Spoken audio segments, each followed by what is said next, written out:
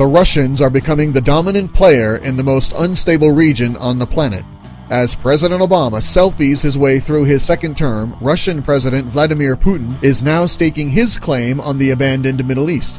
The Pentagon can only sit and watch as a massive Russian military buildup is taking place in Syria, and just after a secret meeting between Putin himself and Iran's Quds Force commander Qasem Soleimani, who is in charge of funding and equipping foreign Islamic militants such as Hamas and Hezbollah.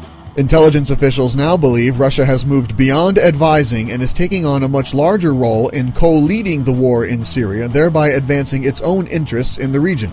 Wave after wave of troops, housing units, armored vehicles, aircraft, as well as communications and intelligence equipment are being mobilized to an area in Syria just north of a Russian naval base, and more is on its way.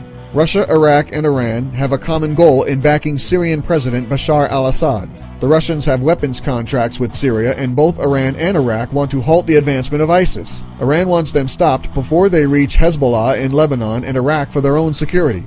President Obama spewed out a warning to Russia. We are going to be engaging Russia to let them know that you can't continue to double down on a strategy that's doomed to failure. As usual, Obama is an embarrassment for a number of reasons. First of all, this administration has no idea what's going on or what Russia is doing in Syria, as admitted by State Department spokesman John Kirby. I don't know that I would call it a buildup. It's unclear exactly what some of these military activities are all about. How can Obama say something is doomed to failure when he doesn't even know what it is?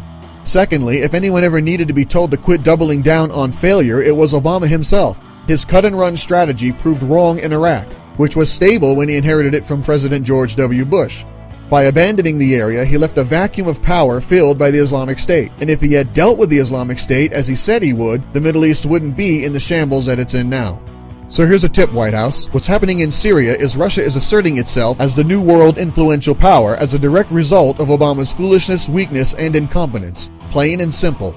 Thanks for listening. Don't forget to subscribe and donate at theraywarnershow.com.